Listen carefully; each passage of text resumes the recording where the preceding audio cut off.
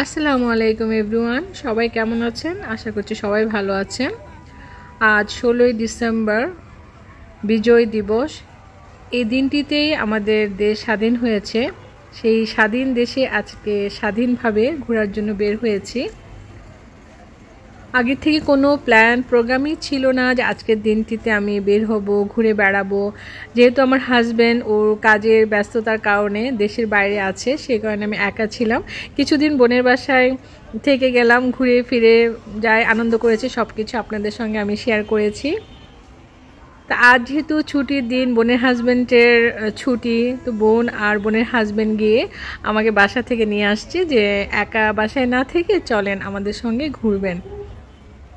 বলতে দেরি হয়েছে, তবে চলে আসতে আর দেরি হয়নি। আমি ঝটপট করে রেডি হয়ে ছোট বোনের হাজব্যান্ডের সঙ্গে চলে আসছি। এখন আমরা আছি ঢাকা নারায়ণগঞ্জ লিংক ব্রিজে। ব্রিজ দিয়ে হাঁটছি আর ভাবছি যে কোথায় যাব, যেহেতু আগের থেকে আমাদের কোনো প্ল্যান প্রোগ্রামই ছিল না, হুটহাট করে বের হয়ে গিয়েছি। বেশ অনেক দিন পর এভাবে আমি ঘুরে বেড়াচ্ছি। তা আমি আমার ছোটো বোনকে বলছিলাম যে গাড়ি দিয়ে সব সময় এক প্রান্ত থেকে আরেক প্রান্ত যাওয়া হয়, তবে আজকে যে অনুভূতিটা, ভালো লাগাটা, সেটা আমি অনেক বছর ধরে পাচ্ছি না। আমি একাও কোথাও ঘুরে বেড়াই না, তারপর ফ্রেন্ড সার্কেলদের সাথেও আমার যাওয়া হয় না, মেনলি আমার হাজব্যান্ডের সঙ্গে যাওয়া হয়। আর গাড়ি দিয়ে চলার কারণে আমি অনেক কিছু উপভোগ করতে পারি না, মানে অনেক কিছু ভুলে গিয়েছি যে আজকে আমি অনেক কিছু উপভোগ করতে পারতেছি। এত কোলাহল, এত লোকজনের মাঝ দিয়ে আমি হেঁটে যাচ্ছি, মানে অ্যাকচুয়ালি মানে আমার কাছে খুব আনন্দ লাগছে। জানি না কার কাছে কেমন লাগে। হয়তো প্রতিদিন এই হাঙ্গামার মাঝ দিয়ে চললে হয়তো ভালো লাগে না, এই পাশ থেকে আমার মানে এত ভালো লাগতেছে যে দাঁড়িয়ে আমি দেখি এই পাশে সুন্দর এই দৃশ্য দেখা যাচ্ছে, খোলা রাস্তা দেখা যাচ্ছে। এভাবে চলার অভ্যাস নাই বললেই চলে। সেই কত বছর আগে প্রবাস লাইফে চলে গেছি, সেখান থেকে 2 মাসের জন্য বাংলাদেশে আসতাম। তখন বাচ্চা কাচ্চা নিয়ে এত মানে একটা অবস্থায় থাকতাম যে বাচ্চা আসার পরপর সিক হয়ে যেত। তারপর মায়ের বাড়ি, শ্বশুর বাড়ি, এতটুকুই ছিল আমার ঘোরাফেরা। তারপর আবার চলে যেতাম প্রবাস লাইফে। বাংলাদেশে আমি অনেক কিছু চিনি না, জানি না। আমি একা চলাফেরা করতে পারি না, কোথাও একা যেতে পারি না। একা গেলে মানে ভীষণ ভয় কাজ করে। দেখা যায় আমার বাসার এক গলি থেকে আরেক গলিতে গেলে আমি ভীষণ ভয় পেতাম। এখন চলতে চলতে দেখা যায় এরিয়াটা মোটামুটি চেনা হয়েছে, এক গলি থেকে আরেক গলি যেতে পারি। তো অ্যাকচুয়ালি ভয় কাজ করে, যেহেতু একা চলাফেরা করা হয়নি। আর গাড়ি দিয়ে চললে কিন্তু আপনি সব কিছু চিনতে পারবেন না, বুঝতে পারবেন না। তো ওই অবস্থাটা আমার হয়েছে। আর আমি চিনি না, জানি না বলে একা কোথাও আমার হাজব্যান্ড যেতেও দেয় না। সবসময় বলে যে ড্রাইভারকে নিয়ে যাবা, ড্রাইভারকে নিয়ে আসবা। সেই কারণে আমার সবসময় ভয় কাজ করে, সাহস করে আমি নিজে কোথাও যাইও না। আমরা ব্রিজ থেকে নেমে যাচ্ছি, তারই মাঝে আমার ছোটো বোন ময়না বলছিল যে চলো আমরা নারায়ণগঞ্জে চাষারে যাই, ওখানে একটা শহীদ মিনার আছে, সেই শহীদ মিনারে প্রোগ্রাম হয়, এর আগেও ও গিয়েছিল। তো সেখানে আমাকে নিয়ে যেতে চাচ্ছি, তো চলো আমরা ওখান থেকে ঘুরে আসি। তা আমার মা বাসায় একা, তার সাথে ময়নার মেয়ে, ও আরেকটা প্রোগ্রাম ছিল, ও আসে নাই। ও আসলে বেশি ভালো লাগে, ও আমার সাথে সবসময় থাকে, তারপর ভিডিও করে দেয় আর ছবি উঠিয়ে দেয়। সেই কারণে যখন সাফা আমাদের সঙ্গে থাকে আমার কাছে বেশি ভালো লাগে। তা আজকে আমার একটু মানে খারাপই লাগছিল, বলছিলাম যে ও যদি আমার সাথে থাকতো বেশি ভালো লাগতো। কোথাও ঘুরতে আসলে দেখা যায় কয়েকজন থাকলে বেশ ভালো লাগে। তারপর মাকে রেখে আসছি, বেশিক্ষণ মা একা থাকতেও পারবে না, সেটাও চিন্তা করতেছি। এই বলে আমরা এই যে সিএনজি নিয়ে নিলাম, তো সিএনজি দিয়ে ডিরেক্টলি চলে যাচ্ছি চাষারায়। তা আমার মাকে কিন্তু বলি না যে আমরা এত দূর যাচ্ছি, বললে একটা মেন্টাল দিক থেকে উনি একটা টেনশন করবে। তো বলছিলাম যে এই যে আমরা আশেপাশের থেকে একটু ঘুরে চলে আসবো। ময়নার বাসা থেকে আমার বাসায় যেতে 45 মিনিটসের মতো লাগে। তো রাস্তাও ফাঁকা ছিল, সেই কারণে ওরা ঝটপট করে আমাকে নিয়ে আসছে। তারপর মাকে বললাম যে একটু ঘুরতে যাচ্ছি এই বলে আসলে বের হয়েছি। আসলে ভীষণ ভীষণ ভালো লাগছে। আজকে দিনটিতে বের না হলে খুব খুব মিস করতাম। রিক্সা বা এই স্কুটার দিয়ে চড়ে বেড়াতে আমার ভীষণ ভীষণ ভালো লাগে। গরমের সময় ভীষণ গরম, ঠান্ডার সময় ভীষণ ঠান্ডা। তো আজকে তো ওয়েদারটা ভালো, আর বিকেলবেলা খুবই খুবই ভালো লাগছে। তো রাস্তা একদম ক্লিয়ার ছিল, আমরা আরামসে ঝটপট করে একদম চলে আসছি, বেশিক্ষণ সময় লাগেনি। তো এই তো চলে আসছি, এখান থেকে হেঁটে আমরা সামনের দিকে এগিয়ে যাব। ছোটো বোনের হাজব্যান্ডকে নিয়ে কিন্তু বের হয়েছি। তা আমার চেয়ে আমার ছোটো বোন বেশি টেনশন করতেছে আমাকে নিয়ে, বারবার বলতেছে মুনির আপু সাবধানে চলাফেরা করো, কিছু হয়ে গেলে দুলাভাই রাগ করবে, এইভাবে তুমি আসছো, তোমার তো এইভাবে ঘুরে ফিরে অভ্যাস নাই। তারপর আমি বলতেছিলাম যে না, এখন থেকে মাঝে মাঝে এইভাবে ঘুরে বেড়াবো, এইভাবে আসলে ঘুরে বেড়ানো দরকার, অনেক অভিজ্ঞতা হয়। আসলে আপনি এমনি চলাফেরা না করলে তো আপনি অনেক কিছুই জানতে পারবেন না। তো মেইনলি আমরা ভয় পাই বলেই কিন্তু দেখা যায় যে একা চলাফেরাটা করি না। আর আমার যেহেতু অভ্যাস নেই, সেই কারণে আমাকে নিয়ে কিন্তু সবাই টেনশন করে। এইভাবে যে আজকে আমি এসেছি ঘুরে বেড়াচ্ছি, আমার বড় আপা শুনলেও কিন্তু অনেক মানে রাগ হতো যে ওর এত সাহস এভাবে কেন যাচ্ছে।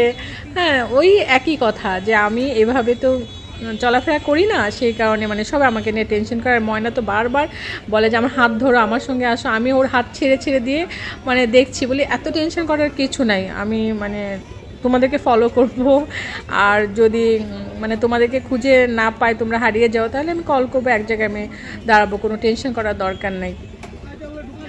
তারপর আমি তো আরামসে ঘুরে বেড়াচ্ছি, আমাকে আজকে হেল্প করতেছে আমার ছোটো বোনের হাজব্যান্ড মানিক, ও ভিডিও করতেছে। ওকে আমি বলছি তুমি ভিডিও করে, আমরা দুই বোন ঘুরে বেড়াই। আর সবসময় দেখা যায় কি ভিডিও করতে থাকলে নিজে মানে আনন্দ করতে পারি না। আজকে আমার কাছে এত ভালো লাগতেছে, মনে হয় যে অনেক দূরে চলে যাই, মানে ঘুরতেই থাকি, সব কিছু দেখতেই থাকি, মানে খুব ভালো ফিল করতেছি। আসলে অনেক ভিড় লোকজনের, মানে খুবই কোলাহল। তারপর এই রাস্তার পাশে বিভিন্ন রকমের খাবার।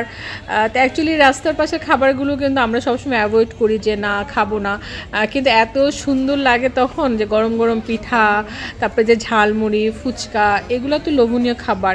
এই খাবারগুলো না কেন জানি রাস্তার পাশ থেকে খেতে ভালো লাগে। তবে অনেক কিছু না খেলেও কিছু কিছু খাবার খেয়ে ফেলি। আবার আমরা আগে যখন বেলি রোডে যেতাম, বেশিরভাগ বেলি রোডে গেলে আমরা ফুচকাটা খেতাম, সেটা কিন্তু রাস্তার পাশে বসেই খেতাম। বেলি রোডের এই যে রাস্তার পাশে বসে যে চটপটি ফুচকা, ওগুলোই কিন্তু স্পেশাল ছিল। এই তো হাঁটতে হাঁটতে আমরা কিন্তু শহীদ মিনারে চলে আসছি। এখানে তো অনেক লোকজন, মানে কি বলবো রীতিমতো ধাক্কাধাক্কি চলতেছে। তারপর আমি তো এক পাশ হয়ে ওয়েট করছি, মানিক পেছনে আছে, যে ও আসলে আমরা একসঙ্গে ভিতরে ঢুকবো। আর এখানে যে বাচ্চাদেরকে ফেজে ফ্ল্যাগ আঁকাচ্ছে, তো দেখতে ভীষণ ভালো লাগছিল। এই তো দেখেন মেন গেট থেকে শুরু হয়েছে একদম ভিতর পর্যন্ত, মানে অনেক ভিড়, কেউ যাচ্ছে কেউ ফিরে আসছে। তবে কিছুক্ষণের মধ্যেই প্রোগ্রাম শুরু হবে। অলরেডি শিল্পীরা স্টেজে উঠে গিয়েছে, আর খুব ভিড়, জায়গাটাও অত বড়সড় না, অনেকেই দেখে দেখে আবার চলে যাচ্ছে। আমরা বেশিক্ষণ থাকবো না, জাস্ট একটু দেখতে এসেছি। তাছাড়া আমাদের মা বাসায় একা, সেটাও আমাদের একটা মানে টেনশন কাজ করবে, বেশিক্ষণ থাকলে আমাদের মানে ভালো লাগবে না, যেহেতু মা টেনশন করবে আমাদের জন্য যে কোথায় গেলে আসতেছে না। যে স্টেজে লালপুরিতে দেখা যাচ্ছে একদম পেছন থেকে ক্যামেরাটা ফোকাস করে একটু নেওয়া হয়েছে, অনেক লোকজনের কারণে সামনে একেবারেই যাওয়া যাচ্ছিল না। তাদের আমরা ভুলব না, কখনো না। তাদের স্মরণে চন্দ্রবিন্দু শিশু মনন বিকাশ কেন্দ্রের আজকের পরিবেশনা আবৃত্তি গ্রন্থনা। আমাদের স্বাধীনতা শহীদের ঋণ, আমাদের স্বাধীনতা শহীদের ঋণ। মগ্ন ছিল নিবিড় ঘুমে, স্বপ্ন ছিল সাথে, হঠাৎ করে নামলো আধার 25শে মার্চ রাতে। বাজ পড়বে এমন করে, কারোর কি আর জানা? ঝাঁপের পরে হিংস্র পশু আচমকা দেয় হানা। ছুটল গুলি, উড়ল খুলি, বিভৎস শব্দে, ভয়ার্ত সেই পরিস্থিতি এমনই সঙ্গী। লাশের ওপরে লাশ পড়েছে, রক্তে হলো লাল, স্মৃতির পাতায় অঙ্কিত সেই দুঃসহ দুষ্কাল। পুরলো আমার প্রিয় শহর, পুরলো আমার বাড়ি, দিকবি দিকে ছুটল সবাই, সঙ্গে বাসন হাড়ি। ছাই হয়েছে সবুজ স্বদেশ, ফুল ফসলের মাঠ, লাল সবুজের পতাকাটায় আঁকল নতুন সূর্য। মাগো আমি যুদ্ধে যাব, চাইছি তোমার দোয়া, আমার মনে লাগছে স্বাধীনতার ছোঁয়া। তোমার মাথা রেখে মরতে পারি আমি, কারণ মাগো তুমি বলে নীল উঠতে বাতাস। স্বপ্নের জীবন ছিল দেশে দামাল ছেলে, এক পতাকা, একটি স্বদেশ, একটি স্বাধীন ভূমি, অনেকে ত্যাগের বিনিময়ে বাংলা মাগো তুমি গুলির জবাব পাল্টা গুলি, মারের জবাব মার, এর ছুটিয়ে পাচ্ছে না হলো পাগার পার। আমার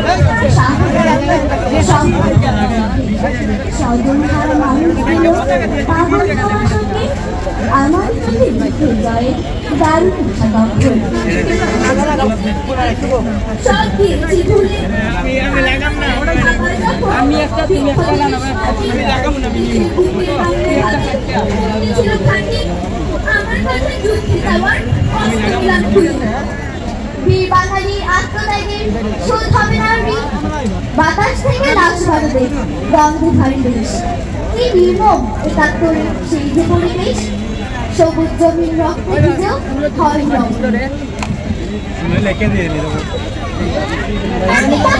দেশের মাটি ডাকে, রামান ছেলে আজ উঠে আজ ভক্তি সেনার ছাকে, অস্ত্র নিয়ে হাতে খোকন গেল করতে লড়াই হানাদারের সাথে। সারা বিদেশ জুড়ে শত্রু বিনাশ করলো খোকন হাজার গুলি ছুড়ে, রক্ত স্রোতের ভেসে উঠল স্বাধীনতার রোদে আকাশে ভেসে।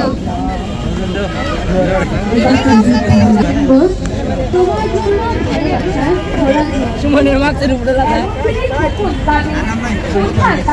ভাই সাইডে হলো ভাই কোথায় তাদের ভাতের থালা, কোথায় সোনার ধান, আনতে গিয়ে পাতার বাসি হারিয়ে এলে গান। মায়ের কাছে ফুল ফুলে হারিয়ে গেলে সকল বিজয় দিবস, বিজয় দিবস সোনার টুকুরাকে আপুতে তার হারিয়ে গেছে একাত্তরের তাকে। আনতে গিয়ে ফিরল লোক, ফিরল না আর কেউ, রক্তে নাওয়া বিহান বেলা লুটতে এলো কেউ। ঢেউ এসেছে, ঢেউ এসেছে শুনছি কলরব, খোকন টুকু বড় হয়ে দাঁড়াবে উৎসব। বীর বাঙালি মুক্তি সেনা ৩০ লক্ষ তাজা, দেশের জন্য অকাতরে করে গেল জীবন দান। একাত্তরে গড়ে এলো বাংলাদেশে ভক্তি দেশে। স্কুল কলেজ ও বাড়িঘর আমার ছেলে প্রতিরোধে সামিল হলো মজুরদাসী বাংলাভাষী, পালিয়ে গেল বাংলা মাতার স্বাধীনতা, ফিরে পেল, ফিরে পেল। আমি বাঙালি আমার আছে, বাংলা নামের দেশ আমি বাঙালি আমার আছে, বিশ্ব পরিবেশ আমি বাঙালি আমার আছে, সুবিশাল মহাকাশ আমি বাঙালি আমার আছে, গৌরবের ইতিহাস আমি বাঙালি আমার আছে, সোনালী ডানার তীর আমি বাঙালি আমার আছে, পথে পথে বীর আমি বাঙালি আমার আছে, অসংখ্য ফুল মালা আমি বাঙালি আমার আছে, অজস্র গানের পালা। আমি বাঙালি পাখিরা দাঁড়াবে রাস্তার বাঁকে তার পাখি থাকে সুন্দর বাগানের ফুল সৌরভ, আমাদের স্বাধীনতা আমাদের সুখ, প্রাণ খোলা উজ্জ্বল কিষানের মুখ। আমাদের স্বাধীনতা আমাদের দেশ, ফুলকলি বিকাশের ভালো পরিবেশ। আমাদের স্বাধীনতা আমাদের দেশ, ফুলকলি বিকাশের ভালো পরিবেশ। আজ স্বাধীনভাবে ঘুরছি, তারপর মনে হচ্ছে সব কিছুই করি, মানে সব আনন্দ করতে ইচ্ছে হচ্ছে। তারপর আমি আমার বোন মিলে গালে ড্র করলাম, ফ্ল্যাগ ড্র করলাম যে একটু করি। তারপর এই তো মানে মেনলি আমার বোনই বলতেছিল যে মনিরাপু তুমি একটা ড্র করো, তারপর ও করবে না। পরবর্তীতে আবার ওকে বললাম, ও বললো আচ্ছা ঠিক আছে। তো দুজনে মিলে এখন আবার যে ফুচকা খেলাম, ফুচকা খেলে আবার চলে আসলাম এখানে। ফুল দেখে আমার বোন বলতেছে যে একটা ফুল দিয়ে তুমি খোপায় লাগাতে পারো। তারপর ক্লিপ ছিল না, তো সেই কারণে ও চিন্তা করতেছে কিভাবে মানে ও সেট করবে। তো আমি বলতেছি জাস্ট খোপায় জড়িয়ে দাও। ফুল আমার ভীষণ প্রিয়, ভীষণ প্রিয়। যে কোনো ফুল দেখলেই আমি অ্যাকচুয়ালি ঠিক থাকতে পারি না, আমার কাছে ভীষণ ভালো লাগে। আর রজনীগন্ধা হলে তো কথাই নেই, রজনীগন্ধা যখনই দেখি না তখন আমার সেই আমার বিয়ের প্রথম দিনের কথা আমার মনে পড়ে। জানি না কার কেমন লাগে, আমি ওই দিনটা ফিল করি যখনই আমি রজনীগন্ধা দেখবো বা আমি হাতের কাছে পাবো, খোপায় লাগাবো, মানে একেবারে আমার সেই বিয়ের প্রথম দিনের কথাটা আমার মানে এমনভাবে মানে মনে পড়ে যে আমি ফিল করি যে ওই দিনটা মানে আমার কাছে কেমন লেগেছিল, আমি কেমন মানে আমার অনুভূতি ছিল, সেটা আমার সব কিছু মনে পড়ে যায়। বেশ কিছুক্ষণ থেকে এখন বাড়ির উদ্দেশ্যে রওনা হয়ে যাচ্ছি। তো আমার কাছে আজকের দিনটি ভীষণ ভালো লেগেছে, সেই কারণে আপনাদের সঙ্গে শেয়ার করুন। আপনাদের কাছে কেমন লেগেছে অবশ্যই কমেন্টস করে জানাবেন। তো সবাই সুস্থ সুন্দর থাকবেন, আমাদের জন্য দোয়া করবেন। আবারও দেখা হবে, কথা হবে নেক্সট ব্লগে। আজকের মতো বিদায়, আল্লাহ হাফেজ।